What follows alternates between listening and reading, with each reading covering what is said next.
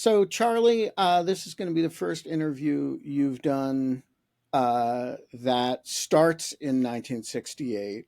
But I want to start when you have made reference at various times to having been at the 1968 Democratic Convention. And I think a guy whose career is bracketed by being at the 68 Democratic Convention, becoming a right-wing radio talk show host, and then becoming an Rocky. anti-Trump independent figure. This trajectory is a kind of fabulous one. So let's walk through it. How Sure. did you end up at the 1968 Democratic Convention, and what were the high and low points of it for you? Okay, so good to talk with you, Ben. You know, it's amazing that all the things in your life that you forget that sort of go off into the mists of time, almost everything that happened in 1968 is absolutely vividly present to me. I remember every detail about it. And So amazingly enough, how old were you in 68? 13. I was All I was right. 13, and I was actually a page to the Wisconsin delegation in Chicago to the Democratic National Convention, which means I actually got to go on the floor of the convention. And this, of course, was during the police riots and everything, which I also was able to see. And one of my most vivid memories is of course, this was one of the most dramatic, contentious, divided conventions ever, and the Wisconsin delegation was right in the center of it. I mean, it was always there, giving as good as they got. And as my 13-year-old self, I kind of knew this was very cool, and I decided at one point that I wanted the Wisconsin banner. Those tri-cornered banners that everybody said. I wanted that. I was going to take that home, and I did. And for many years, it sat in my garage as one of my treasured possessions. No, it just fell apart, man. It's one of those lost things. So anyway, how did I get there? Well, it turns out my father was Eugene McCarthy's campaign manager in Wisconsin, and they became very, very good friends. In fact, on my Twitter page right now, I think I have a pinned picture of my dad standing with Eugene McCarthy, watching Robert F. Kennedy announce that he's running for president on March 16th, 1968. They were together, they campaigned. And my dad did was, even though I was in 8th grade, he basically said, this campaign is going to be cooler than anything you learn in school. So I got to go on the campaign trail. I got to fly on the campaign trains. I mean the campaign airplanes. I got to, hang with the press corps. So this 13-year-old obnoxious kid is out there in a presidential campaign, and a very dramatic one, because of course this was the year in which the anti-war Democrats actually, got Lyndon Johnson to drop out of the race.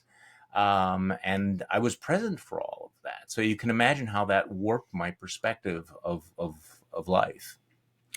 So from a 13-year-old who's associated with the anti-war Democrats and the Wisconsin delegation, and for those listeners too young to for the name Eugene McCarthy to mean anything, Gene McCarthy was a senator and was from Minnesota, and was an insurgent anti-war candidate who, if memory serves, got 38% of the vote in New Hampshire.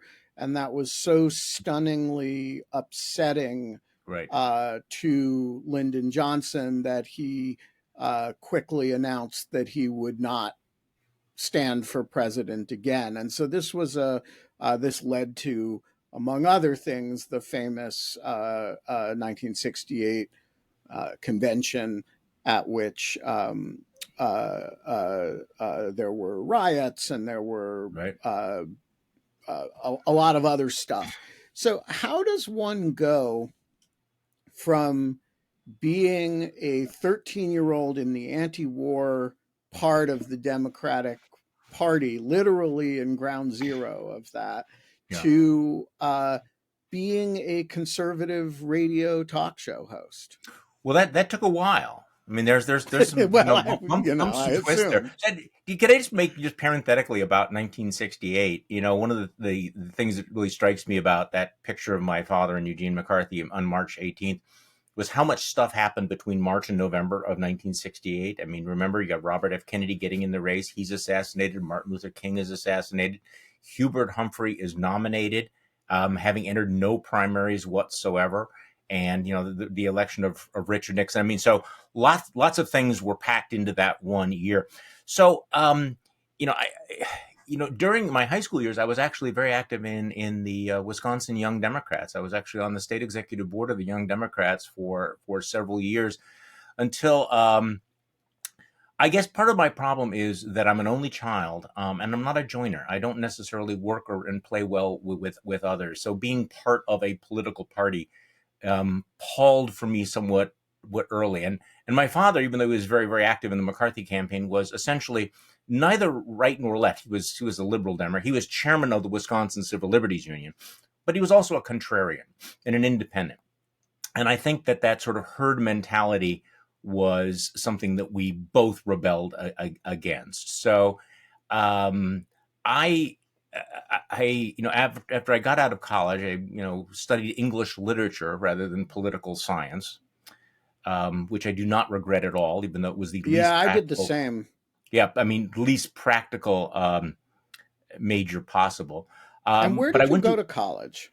University of Wisconsin, Milwaukee. So you're you've always been a Wisconsin person. It's not like a pose that you put on for audiences. You've always lived in Wisconsin. Well, not always. I was actually born in Seattle, lived in New York for a while, and then we ended up here when I was in third grade. So I've been here for quite a long time. Yeah. Okay. Since early 60s. So I worked in journalism for most of my 20s. I was a reporter for the Milwaukee Journal. I was the chief city hall reporter and did investigative work for the Milwaukee Journal.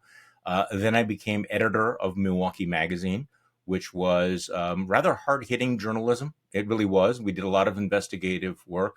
But I think that what that did was it sowed a certain amount of skepticism. And you remember in the late 1970s, I think liberalism had become kind of sclerotic, had become very bureaucratic. It had run out of intellectual steam. So most of the people that I thought of who were provocative and interesting and doing original work turned out to be conservatives. This was kind of the heyday, the Buckleys and the George Will. This was before Charles Krauthammer, but I just felt there was ferment on the right. Daniel Patrick Moynihan, who was willing to challenge some of these dogmas and these verities, and this attracted me. So I think that I had been disillusioned by the extremism of the anti-war movement in in the early 70s when they tried to shut down universities. And my father had the same experience. He was a professor at the university. They tried to shut down his classes. As a World War II vet, he was not going to let some young punks tell him whether he could teach or not. So I think that began sort of the break from the left, but not really the transition to the right.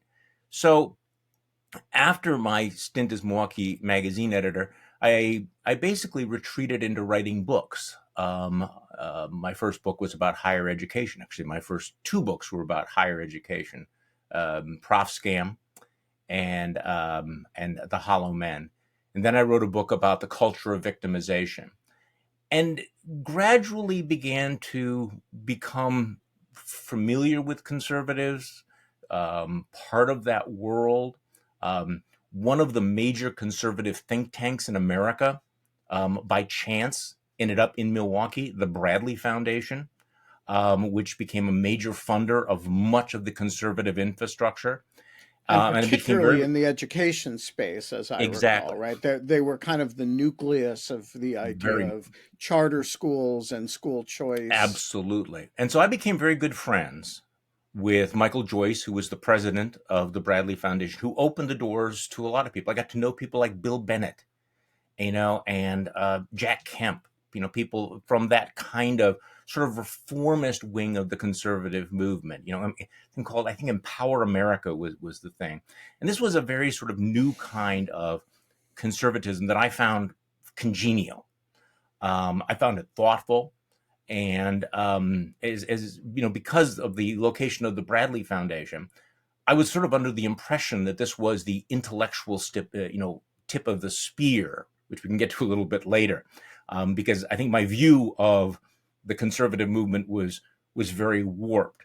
So I was a fellow at the Hoover Institution for a short period of time. I wrote books that I think were somewhat right-leaning, but again, thoughtful critiques of education, dumbing down our kids, things like that, writing about privacy.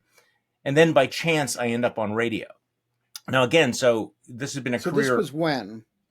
Early 1990s. So I'd been at the newspaper, I'd been at the magazine, had written several books, and one of the local conservative radio hosts was arrested for soliciting a prostitute, as these things go. And they called up and said, "Hey, would you fill in?" And long story short, I basically started doing that for the next 20 years. So hang on a second. Yeah. I just want to focus on Yeah. the circumstances of your accession, because it's a great story.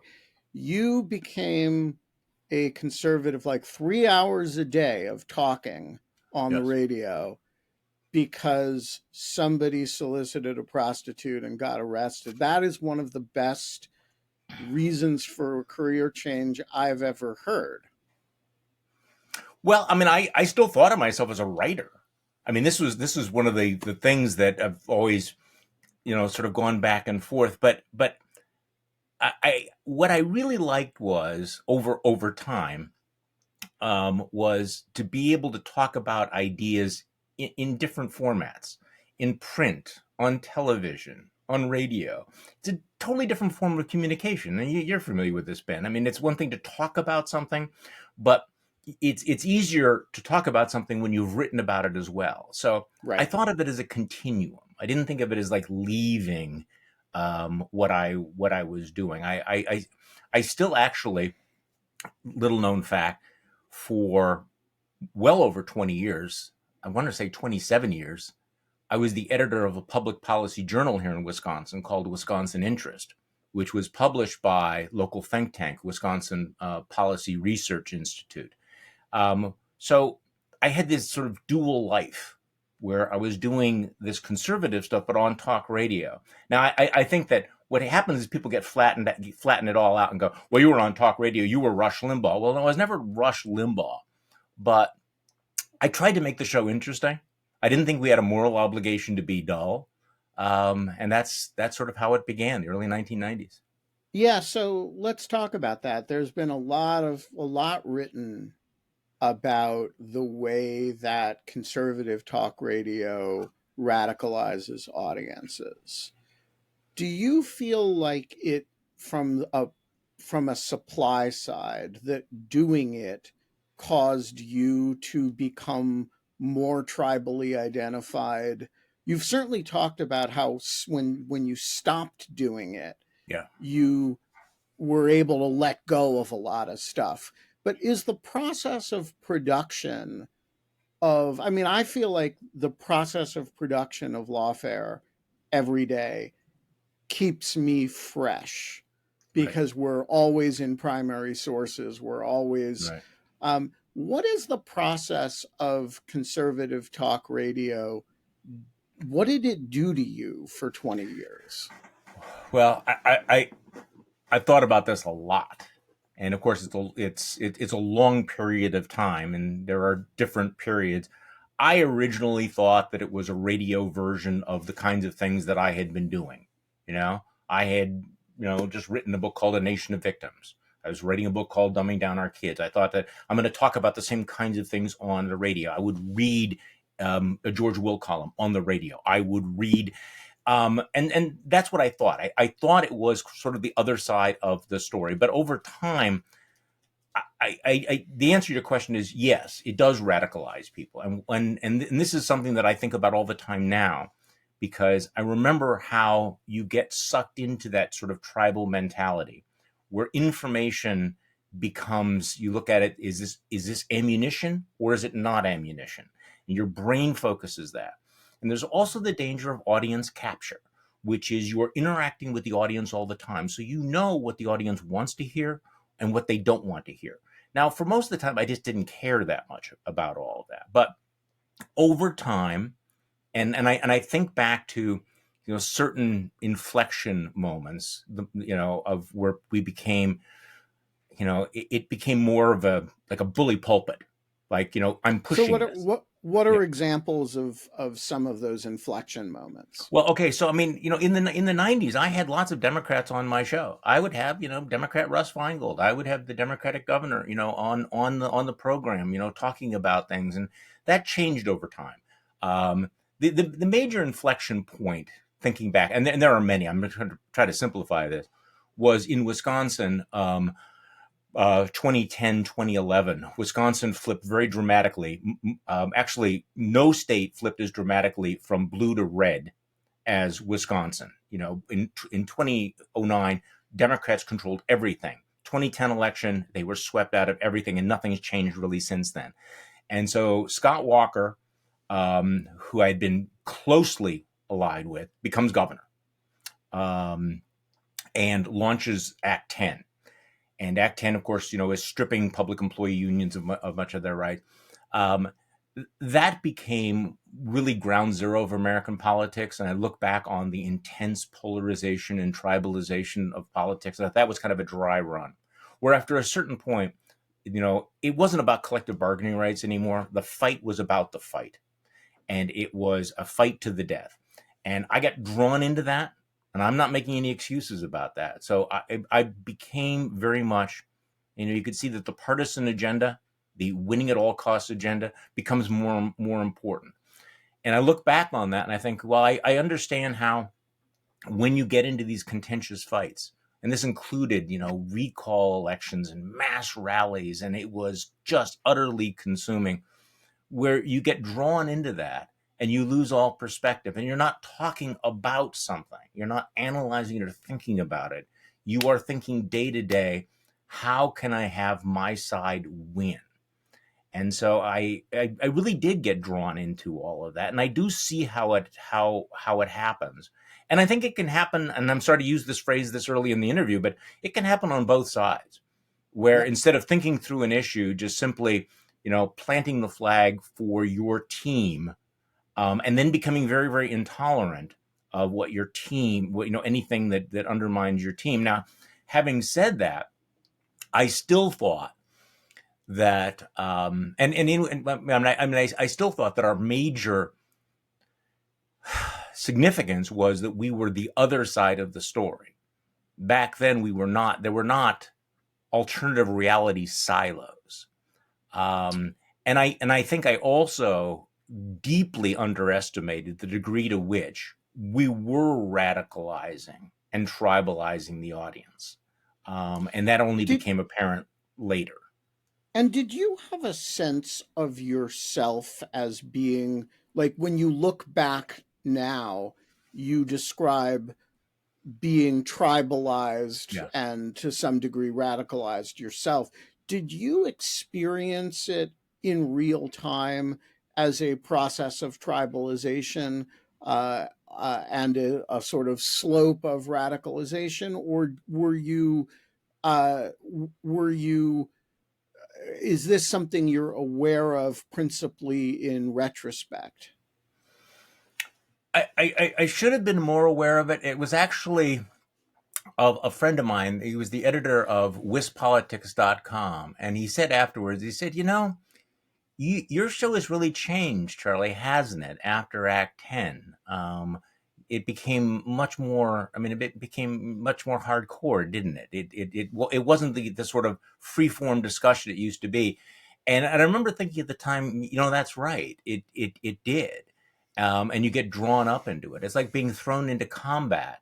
And, you do lots of things in combat. You're in the trenches and things are flying around and everything. And, only later you step back and you go, okay, I did some things there that I would not have done under normal circumstances. So, I mean, just to give you just some sense of how the trajectory went. So this is 2010, very intense for, the next 4 years.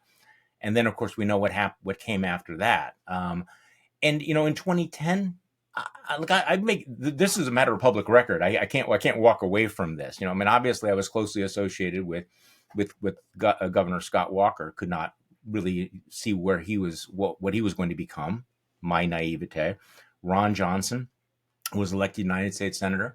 He and I spoke by phone every single Monday morning. We had a scheduled conversation. He would call me exactly at 7:00. Became a point of pride for him that he would call exactly at 7:00, and we would just, shoot the shit for 45 minutes. Couldn't have imagined what happened with him as well. So, but I felt at that time that I had a strong bond with the audience, and I was really convinced that I understood what the conservative movement was and where it was going. And I was completely and totally wrong, as history was shortly going to show me. Right. And so just, I am actually less interested in probing the regrets than in probing the trajectory here. But it seems to me that one of the interesting things that you just said, and there are several, is that you were convinced that you understood the trajectory of the movement. But in fact, you were sort of reflecting the trajectory. You were kind of riding an intellectual wave that was about to, waves don't veer off in other directions, but was about to get hit by another thing and push in a different direction. And I'm curious, when was the first moment that you were like, wow, have I misjudged something? Oh, I can remember a couple of moments. It's kind of funny. Let me give you a little slightly bigger picture. I was just reading an old essay from National Affairs by Jonathan Rauch, where he talks about the fact that a lot of people we thought we thought politics was about ideas and about policies, and in fact there was really a vast emptiness there. It's like people. It was the tribalism was about the tribalism. It wasn't about issues. So this was my naivete there. I think I was relatively confident through 2015, even in 2016. You might remember that Donald Trump lost badly here in Wisconsin in 2016. But I remember a moment, several moments. One was at the Republican convention in Cleveland in 2016, where Trump gave one of his bizarre ranty speeches, and it was just the normal dark American carnage speech. And I'm walking down the hall with a reporter. We're just chatting about this, and one of the political, like a state senator who I had known for 20 years, one of the leading women in Republican politics, long-time sort of moderate conservative, somebody I've been associated with. And she steps out of into the hall and she says, "Charlie, wasn't that wonderful? Wasn't that great? Aren't you going to get on board?" And I thought, oh my God, this is the invasion of the body snatchers. So that was that was the moment where Wisconsin, where I thought I was aligned with everyone, and things pivoted. The second was, and I've told this story before, for years, we would get these, fake stories or emails about, Hillary Clinton's murders and, boxes of ballots being, loaded up in warehouses in Ohio. And this was really kind of pre the deluge. And I would push back and say, okay, this is not a true story. Now, here's the actual story. I will send you a story from the New York Times or the Washington Post, or here's a piece from NPR or something. And, for years, many years, people would say, "Hey, thank you for doing that. I'm not going to forward Uncle Hugo's emails anymore." They would be concerned about it. I actually was naive enough to think that people, should protect their credibility by not spreading bullshit. By 2016, I found you couldn't do that anymore. People just didn't want it. You couldn't break through the alternative reality silo.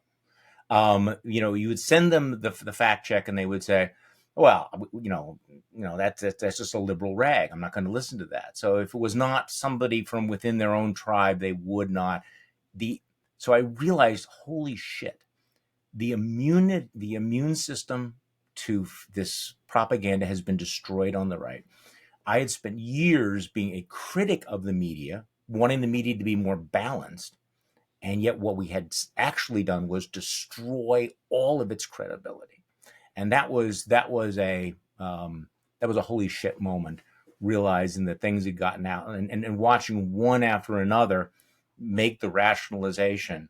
There was a moment in 2016 where Paul Ryan was speaking at a rally. I think he was speaking at a rally, a Republican rally. And again, Paul Ryan was somebody who was on my show hundreds of times. I knew him before he was elected. Very close relationship. In fact, he and I had been working on a non-media project together rather closely. And I thought of him as the political and intellectual leader of conservatives in Wisconsin. And in late 2016, there's a Republican rally, and his name is booed. And the party basically decided they were going with Donald Trump, and they were done with Paul Ryan. And that was another holy shit moment.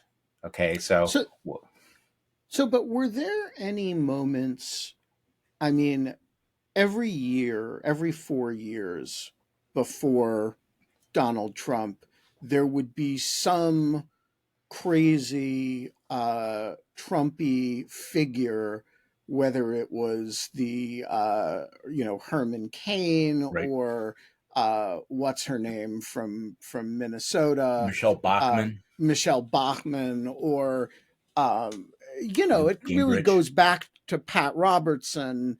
Gingrich was the sane one among them, right? Who he'd been Speaker of the House. But you go through these sort of quadrennial cycles where one person who is just wildly out of the mainstream and who is sort of a populist crazy demagogue is polling at 30% in a right. Republican primary for some period of time. I remember it well.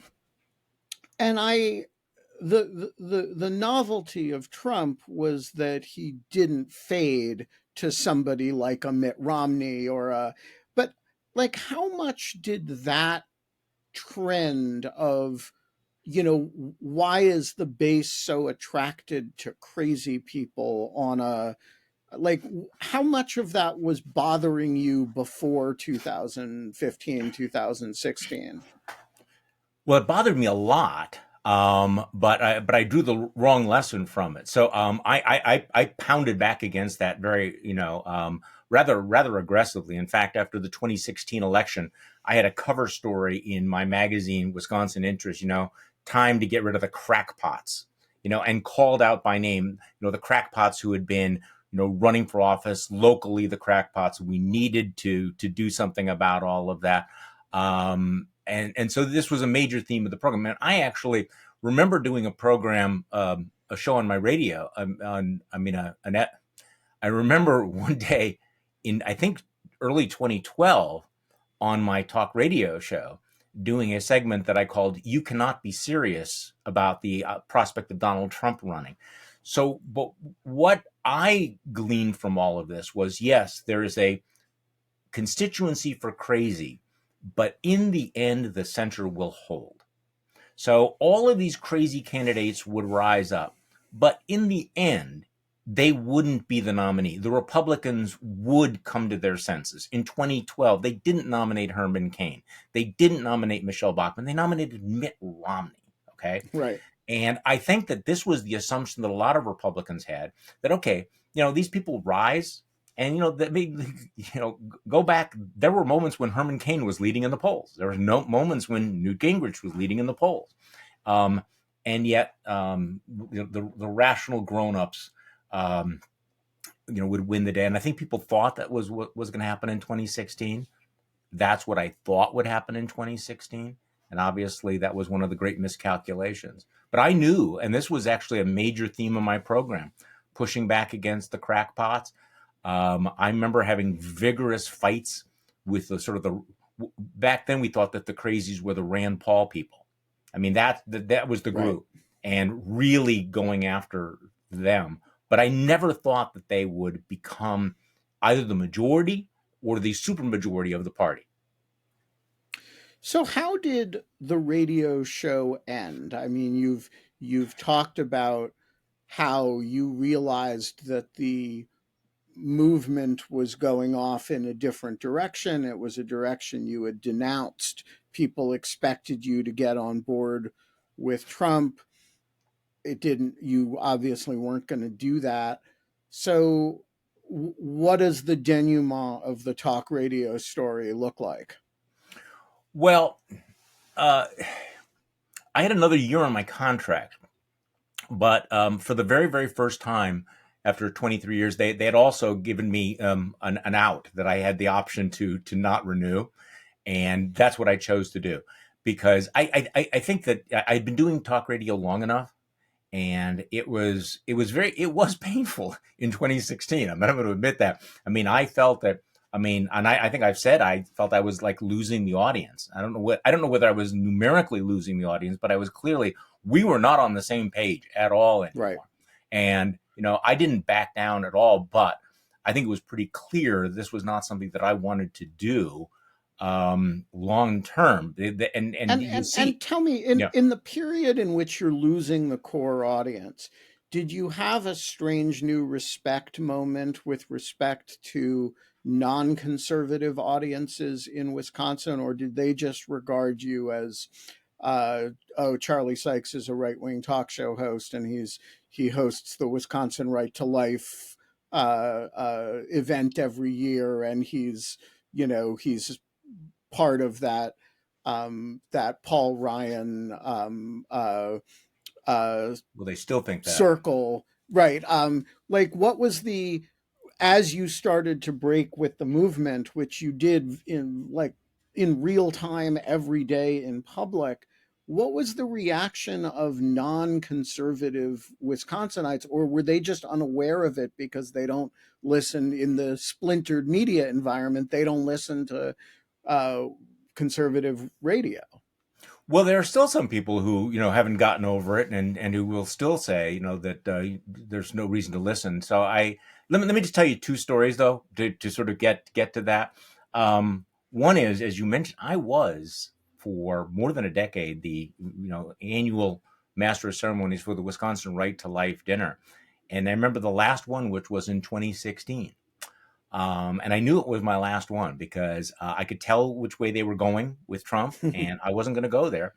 And so, but I agreed to do it one last time because it was increasingly awkward for me to be around big conservative crowds. It really was. Although in 2016, one of my biggest live events was when Ted Cruz kicked off his campaign against Donald Trump. And oh my God, there are pictures of that too.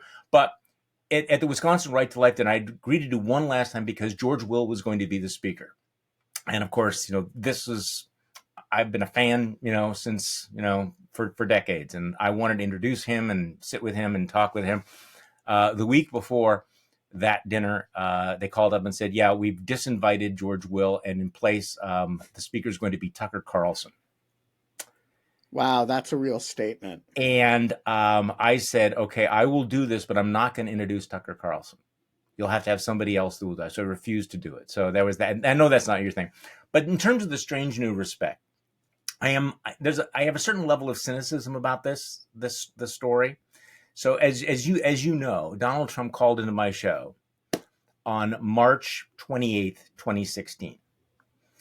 Now, most of my experience, part of the polarization in our society is that as a conservative talk show host, I was almost completely ignored by the local media.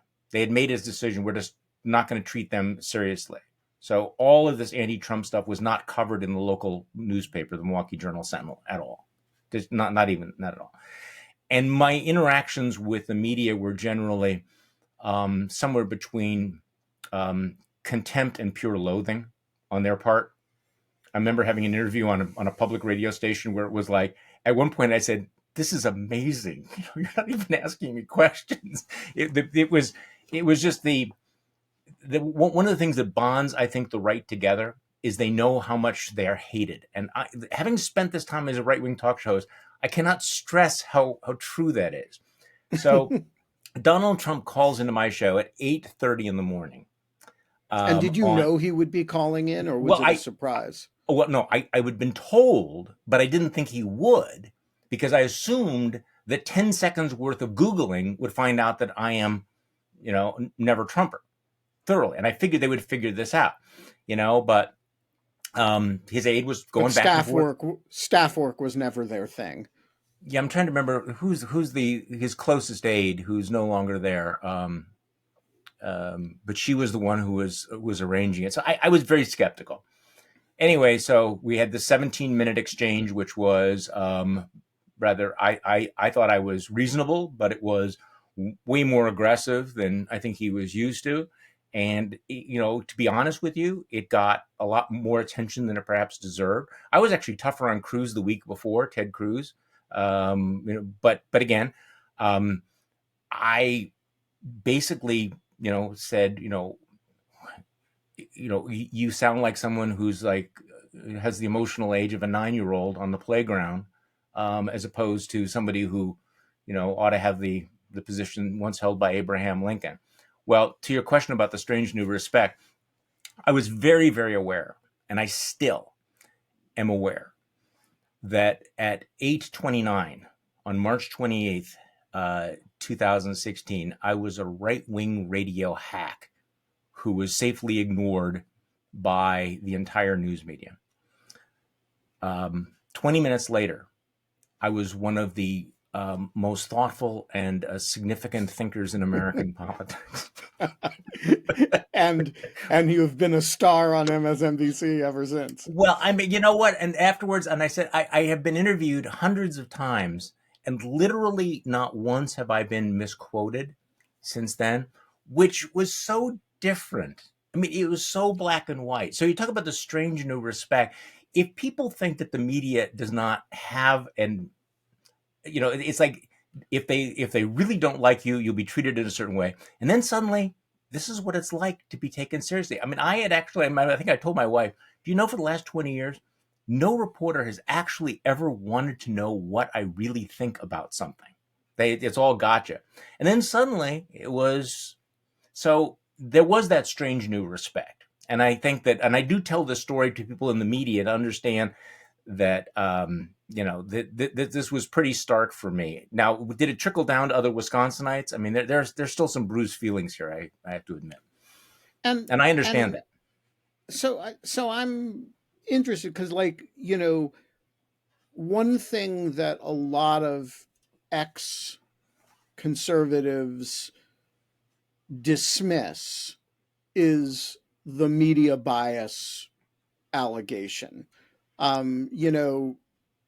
It's an article of faith in the conservative movement that there's rampant media bias. And then you get these ex-conservatives, never Trumpers, people who still call themselves conservatives, but are, animated chiefly by anti-Trump. And one of the first things that goes is their hatred of the New York Times, their hatred of the Washington Post, their hatred of CNN, mainstream press. But you're saying, hey, even in my emergence from that community, I am still experiencing that. The moment you step out of that world, you are treated differently by the press. Oh, it was very, very stark. I don't think I ever hated them, but I was certainly willing to call them out on it. But part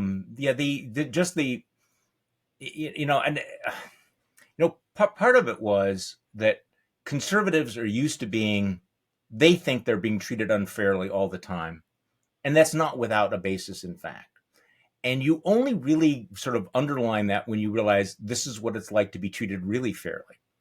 And I have been treated very, very fairly. And I do remember, like, for the first year, I was just shocked every single time I did an interview and was quoted, at length and accurately by somebody who really wanted to know, what do you think? Because literally for 20 years, this had never happened. And so it is a change in perspective, but I'm not going to pretend that it was also not okay, so this is the way it works. Right, a validation of Yeah. the previous suspicion at some level. Yeah. So you've talked a lot. I'm going to skip over the part of your career that people, I think, you've talked about a great deal and is a more familiar to people in recent times, which is the period of your sort of never Trump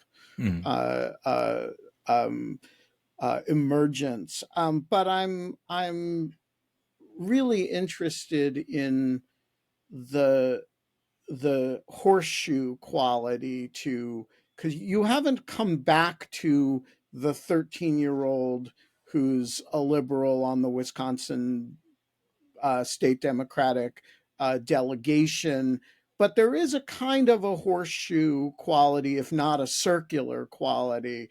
You certainly identify with the incumbent administration a great deal more than you do with the previous administration and the would-be future administration. So does it feel to you like a homecoming? Does it feel to you like a long, windy, twisty road that doesn't actually make a lot of sense?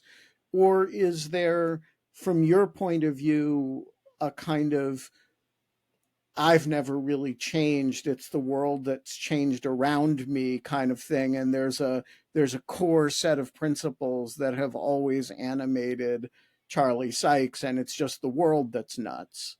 What's the what how do you understand this path that from 1968 until today? Well, it's a little bit of all of those things. If I said I hadn't changed, that would obviously be untrue. And it would also be just absurd because everybody changes over time. And if I had not changed since 1968, there's something deeply wrong with me. But of course, the world has also changed rather radically.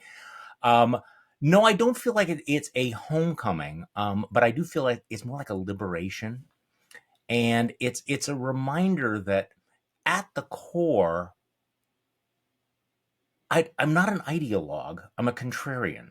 I am a skeptic. And when I get away from the skepticism and become the tribalist or the spear carrier, then that's the violation. And I think that this is something that I'm really struggling with, is how do you not go from one tribalism to another tribalism? Go from, and what I really don't want to be is I don't want to be a fanboy for any political party. I want to be able to preserve that independence. And I understand how hard that is. And I think one of the issues with the Never Trump movement, and this is true in politics and media in general, is I think that there's a blurring of the line between, old school journalists, which I would like to, claw my way back to, that independent skeptical analyst, and the political hitman / flack. I mean, on television, they'll say, well, here's a reporter for this newspaper, and here is a Democratic or a Republican consultant or a hitman. And their job has been not to analyze, it is to be, that partisan, the person that pushes the party line, the talking points, who serves to mobilize the base. Well, those are not the same thing. Right. And I don't want to be that anymore. I've been there. And I think that was where I felt I'd gotten away from what I learned from my father. My father was essentially, this incredibly brilliant, independent thinker who What was in the his late field? 60s. Hmm? What was his Yeah, field? he was a journalist. He was an editorial writer, and he was a lawyer. But he was a professor at Right. Madison. He was a lawyer who got bored with the law, then went into journalism, won lots of journalism prizes as a reporter, and then became an editorial writer for the Milwaukee Sentinel, and then became a professor of mass communications journalism at the University of Wisconsin-Milwaukee, and then also became kind of a political activist, very interested in civil liberties, very concerned. He was a small L liberal. See, this was the thing this is the coming back, is like, what is the real core? Small L liberalism is not the same as what much of the movement had morphed into in the early 70s and in the late 1970s. And he pushed back and said, no, I'm not going to replace one form of illiberalism with another. And also he I think at his core was like, don't fawn on the mighty. Do not fawn on the mighty. Do not fawn on the celebrities of the political world. And I think those are great lessons for me, to do that, to admire the independents and the Mavericks. My father was the biographer for Senator William Proxmire, became a very good friend of Senator William Proxmire, who was, again, very idiosyncratic. Eugene McCarthy spoiled me because he was this brilliant, thoughtful, witty man who wrote poetry. And so when I think of, at my 13-year-old self, I thought, this is what, politics This is what is about. Politicians do. They write poetry. And you look at the hackery now and you go, so this is a long and convoluted answer, but I think the task of keeping your head when everyone around you is losing theirs is crucial. Also, I think at this particular moment, and this is where I'm sitting right now, is recognizing that this fight, this crazy moment we're in right now, is not going to end in November. This is going to be a decade-long fight. The illiberal attack on liberalism, the attack on the American mind, and I just need to pull back and say, okay, so while others have decided they're just going to simply put on their partisan helmets, I want to try to understand this, and I want to be in for the longer haul. I mean, Jonathan Rauch has referred to the fact that there's a dual attack, the illiberalism of the left and the illiberalism of the right. The illiberalism of the right is a heart attack right now. The illiberalism of the left is serious. It's more like cancer. But the emergency right now is dealing with Donald Trump, dealing with a Republican Party that admires Viktor Orban. And I get that. But this is going to be a longer term fight. And I'm trying to go back to those contrarian roots and those liberal roots to go forward. And so what does a work stream in that area look like? You had for a number of years your daily work stream, which was, by the way, just Crazy. incredible in its volume, as well as in its quality and seriousness. But you had the daily Bulwark podcast, which was, for those lawfare listeners who don't know it, is a a sort of 45-minute daily conversation with somebody. It took a lot of putting together every day.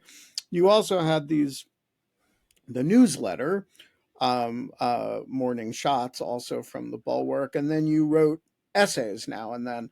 So if you step back into a longer wave of production with the similar sensibility, right? What does that look like for you? Like, what is the next 4 or 5 years of Charlie Sykes' work look like? Well, I'm working on that right now, Ben. I'm trying to figure. I've only been gone for a month.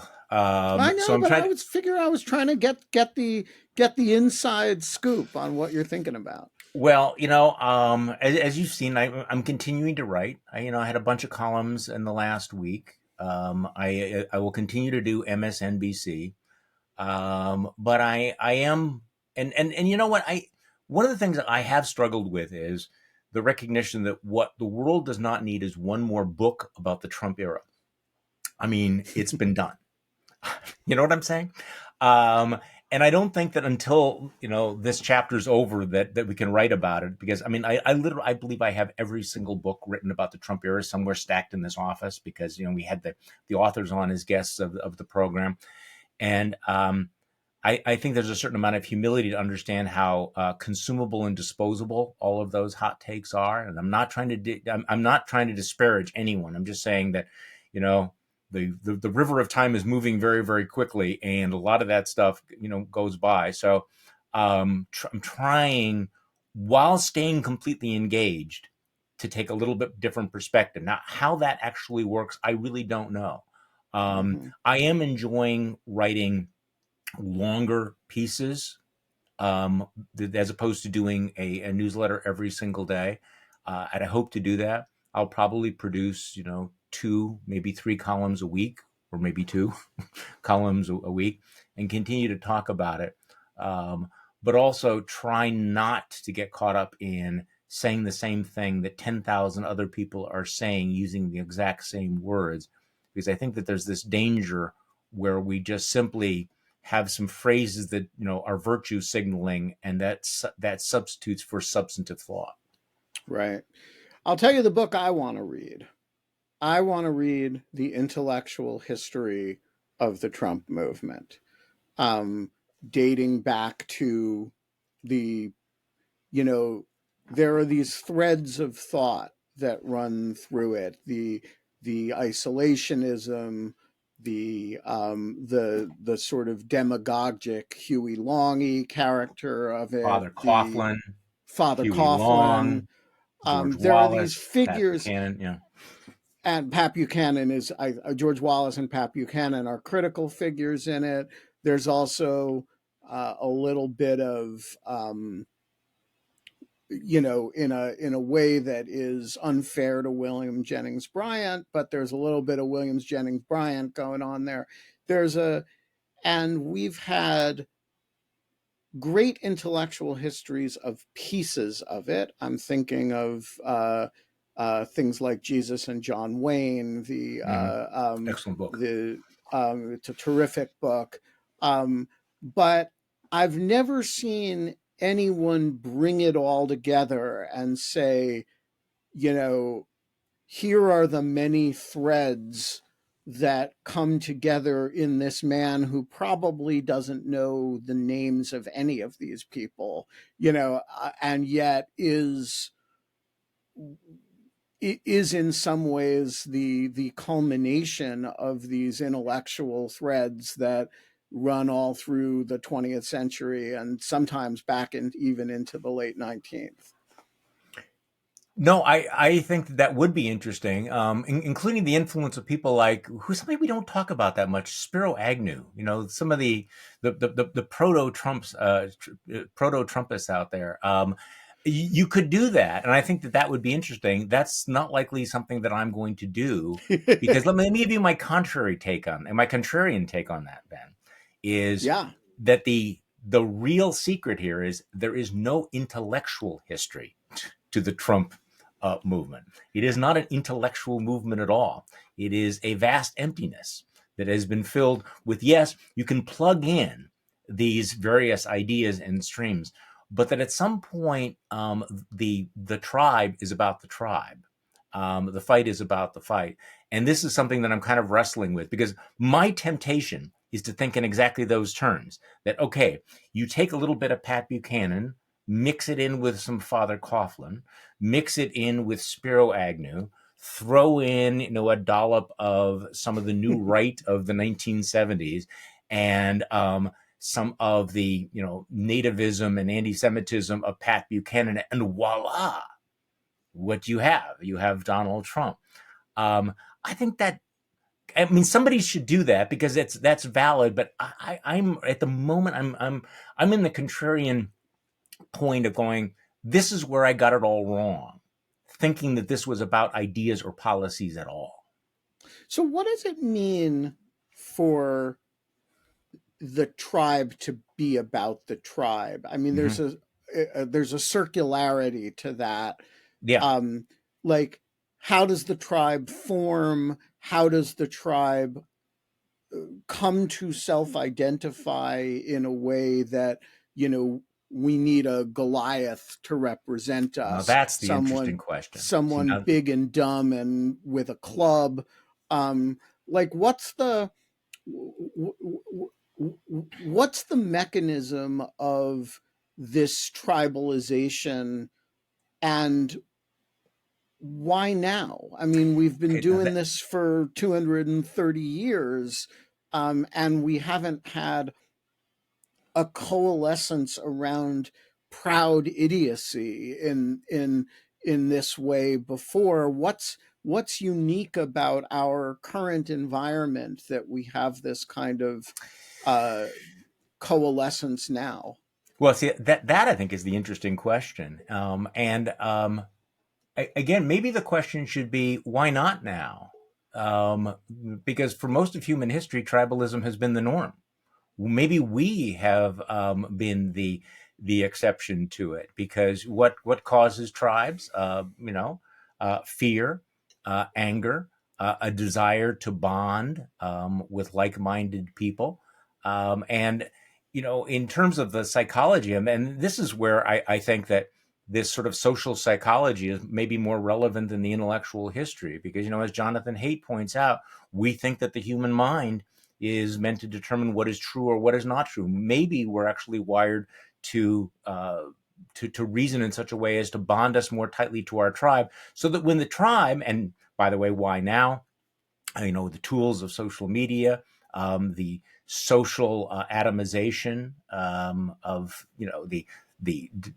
of individuals, the isolation, the destruction of intermediate organizations, the fact that we're bowling alone, all of those things sort of supercharge something that's been there all along, which then explains why, if you're part of the tribe, and it's really part of the tribe, then it shouldn't be mysterious when you pivot from one issue. So if the tribe decides that, the most important thing is good character, you're with that. If the tribe decides, no, we don't give a shit about that, boom, you switch. If you're pro free trade, any free trade, go along with it seamlessly. We are really concerned about, Russia, to maybe Russia's not so bad. See, it is that tribal loyalty, untethered to any sort of policy or coherent idea, that is kind of the mark of our time. And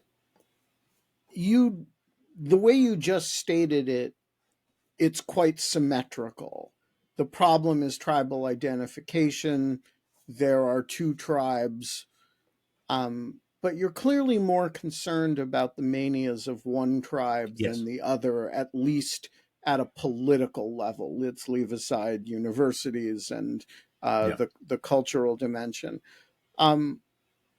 Why do you think the right is particularly tribal relative to, I don't mean the left here, but the broad center left movement? That the right has forced everybody into their to paint the tribal colors, which are, by the way, red, to go to mass rallies, right? There's a kind of weird, like, tribal rituals associated, and the center left is kind of behaving like a normal political party. What do you attribute, if the problem is the age, right? That the age is forcing tribes on us like this. Why isn't it more both sidesy than it is?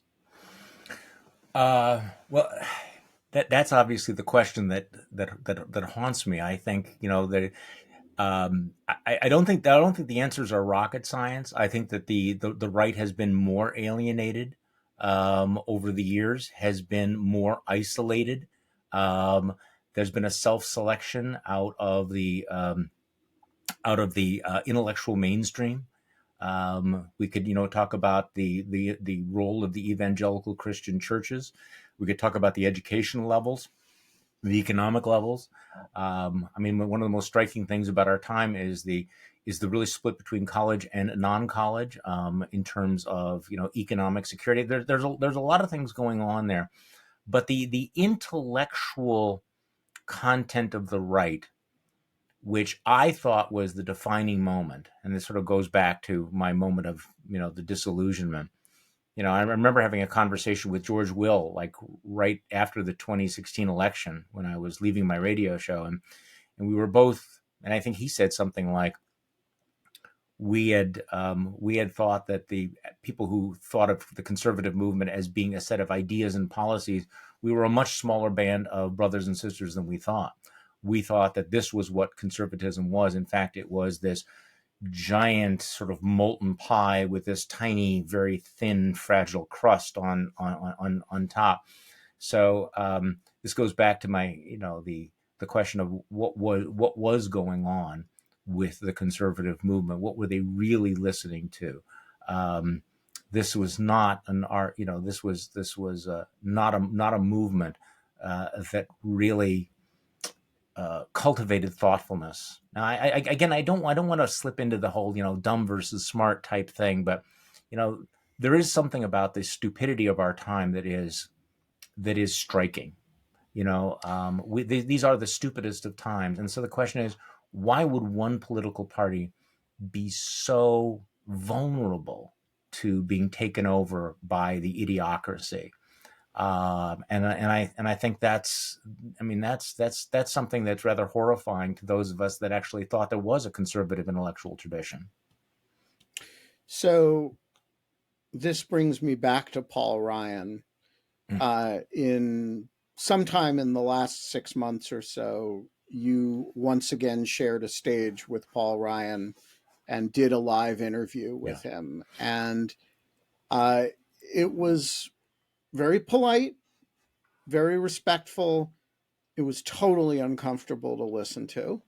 And I imagine it was even more uncomfortable to do. I found it completely riveting.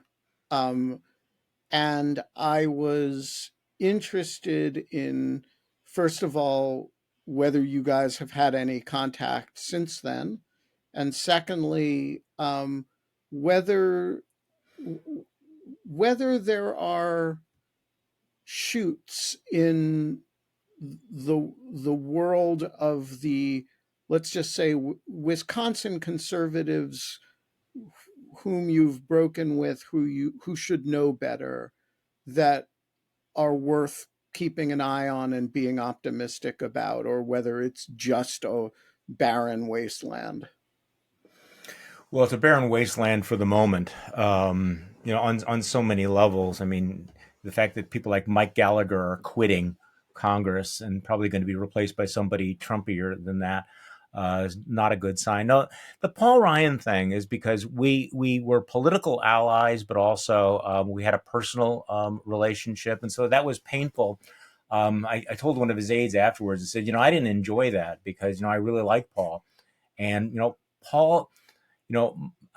If you go through some of my work and when I wrote How the Right Lost Its Mind, you can tell that I'm kind of haunted by the Paul Ryans of the world. The best and the brightest who decided they weren't going to go along with this. The best lack all conviction, while the worst are full of passion and intensity. The worst are full of passionate intensity. I'm thinking of people like Paul Ryan. So, we talked before the interview, and clearly, look, he knows what's going on. I said, how shocked is he at what's happened to his party? He's profoundly shocked.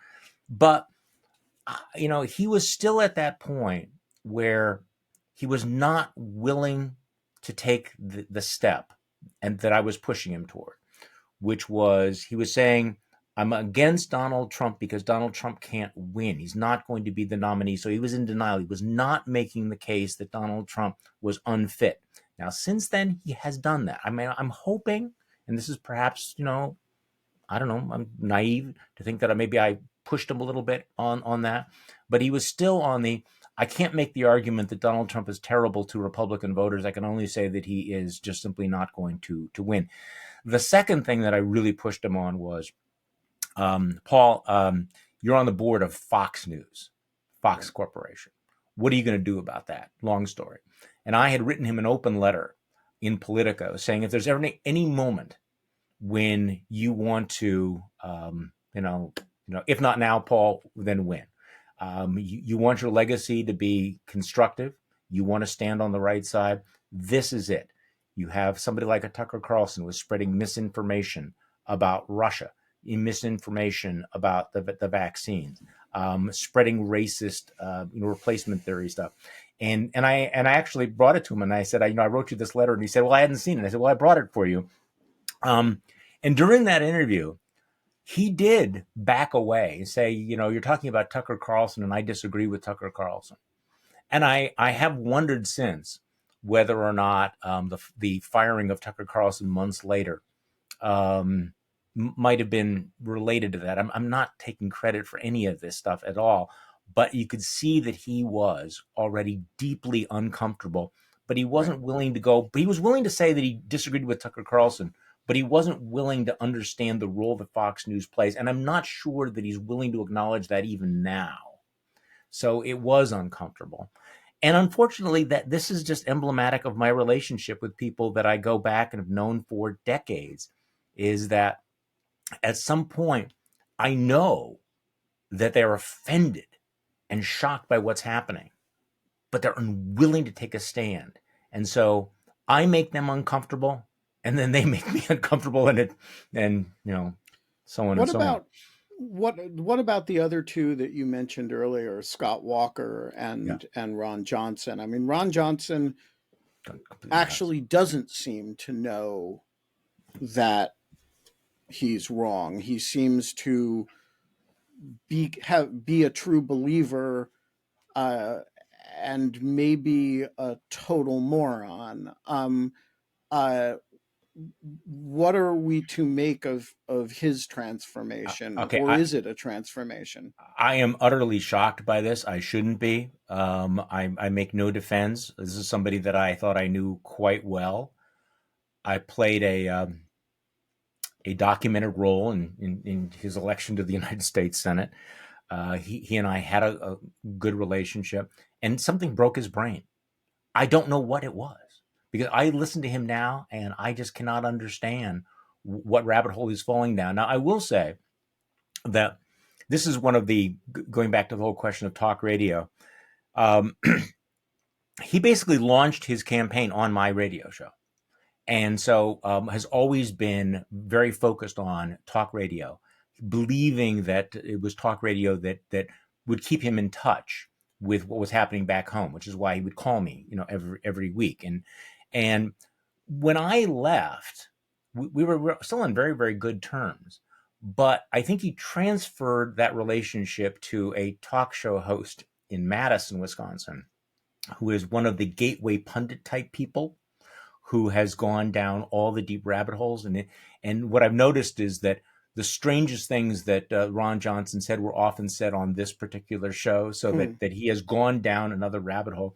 But I actually, as late as 2019, after I founded the Bulwark and went back and forth to Washington, D.C., on one of the trips, we flew back together, and we were chatting in...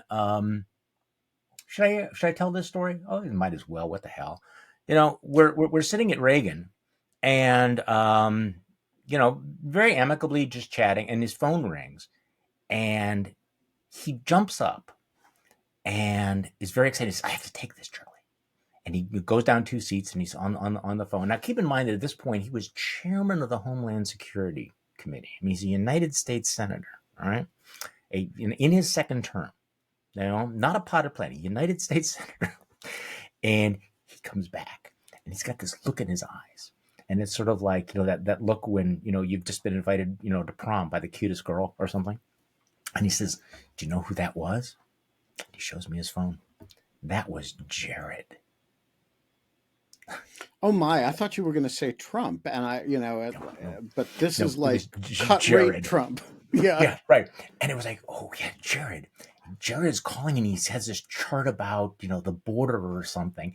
And I remember thinking, are you kidding me? Because the thing about Johnson that I thought the guy's a businessman from Oshkosh. He just didn't take any shit. When we would talk, he would talk about, how full of crap Washington was and, all the phoniness of the leadership. I mean, he just hated Mitch McConnell and all of the others, but he was very much, I really thought that he was, and maybe this is where it takes the awful turn, that he was kind of this independent, cranky maverick, okay?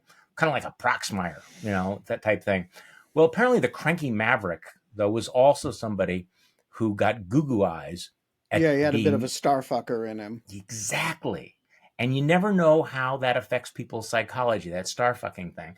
But also being the independent minded person, that maybe that's what he thinks he's doing. So it's like you can either become, the conscience of the United States Senate, or you could become the crackpot of the United States Senate by Right. going down every single conspiracy hole, telling yourself, I'm the independent maverick thinker. I don't know. All right, one last person, and then we'll wrap up. Scott Walker, the guy whose 2010 uh, escapades changed your show, and was, I think, legitimately a force for a more aggressive kind of conservatism at the state level. So huge star in Republican circles, has vanished almost completely. 2016 campaign flames out quickly, Spectacularly. um, and has been just kind of a Trumpy mouthpiece to the extent he does anything ever since. Um, you hear from him at all? No, no, I haven't. Although I imagine that it would be. Now I'm actually thinking about whether we've had any communication. Every once in a while I have one of these weird exchanges with a Reince Priebus or a Scott Walker or something. But I mean, Walker and I go back to when he was in the state assembly, and there was a big scandal in Milwaukee County government. Democrats decided they were going to ignore it.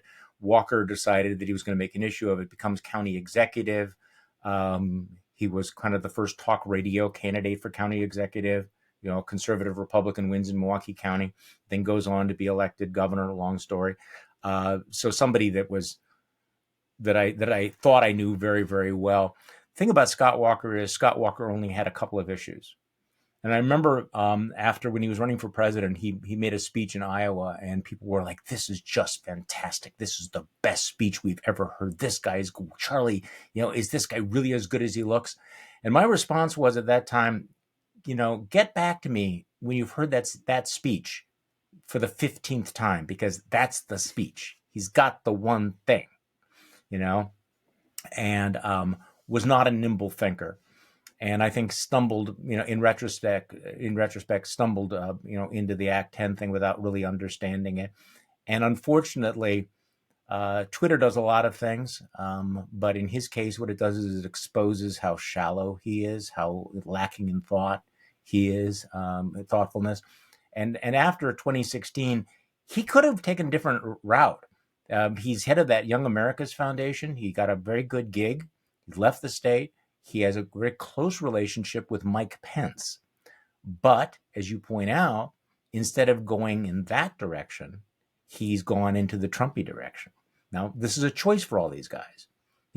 He knows Paul Ryan. He could have gone the way that Paul Ryan has gone with Trump. He could have gone the way that Mike Pence went with Trump. Instead, this is what you get. And so this is part of my disillusionment, looking back and thinking, how many years did I spend thinking in terms of this tribal politics, that I'm going to support these guys? At this point, I am so thoroughly disillusioned with all of the princes, all of the politicians. Put not your faith in princes. Do not, put yourself in service of any political party or movement, because they're either going to break your heart or they're going to disillusion you. And so Or break your brain. they are going to break your brain, and I think that this is kind of a danger. I'll be honest with you. It's not I mean, the foremost danger is the prospect of Donald Trump's presidency, but I also think that it is insufficient to simply say that because we despise Donald Trump, we are going to support everything that everybody does on the other side, no matter what, that we're going to drop all of our ideas, that we are not going to be critical of any of the liberalism or stupidity of anyone else. And I understand that during the emergency, during the 911 call, when America's having a heart attack, that you can't be distracted. We're not having a seminar on all of this. But I do think in the longer term, we need to not fall into that. And so I'm going to admit to you, Ben, I am a little bit obsessed with sort of, not replicating the hyper-partisanship chapter of my career going forward, even though I'm totally committed to beating Donald Trump in 2024. So we always end chatter by reaching into the chatter box and pulling out a question. And in this case, I have modified the question slightly in light of your particular circumstances, which is, if you could give a piece of advice to the 13-year-old Charlie Sykes at the Democratic Convention, what message would you have for him? Don't forget who you are. Don't get caught up in this. And it was a piece of advice that I got a couple of years later when maybe I was 21 or 22 or 23. I was very young when I was a reporter. And I went to Washington, D.C., and I went out to lunch with someone whose name I cannot remember right now. He was the chief of staff to Senator Proxmire, who was going to spend time with me because my father had written a book about him. And he takes me to this restaurant on Capitol Hill. And I remember looking around, and I United States Senator, from California walks in. I think Teddy Kennedy walked in. And there were all these people. And I was obviously looking at them oh my God. And this guy saw that I was kind of, getting a little bit, starstruck. And he said, the one piece of advice I always give young reporters is what Arthur Kroc from the New York Times once said: fawn not on the mighty. And I think that that's something that I keep thinking about all the time. Fawn not on the mighty, whether it's somebody on your side or on the other side. And by the way, this would be advice that the Republican Party should definitely take to heart right now. We're going to leave it on that note. Thank you, Alan Kroc, and Arthur Kroc, and Charlie Sykes. You're a great American. It's great to hear your voice again, and thank you so much for joining us today. Ben, it has been a pleasure. Thank you.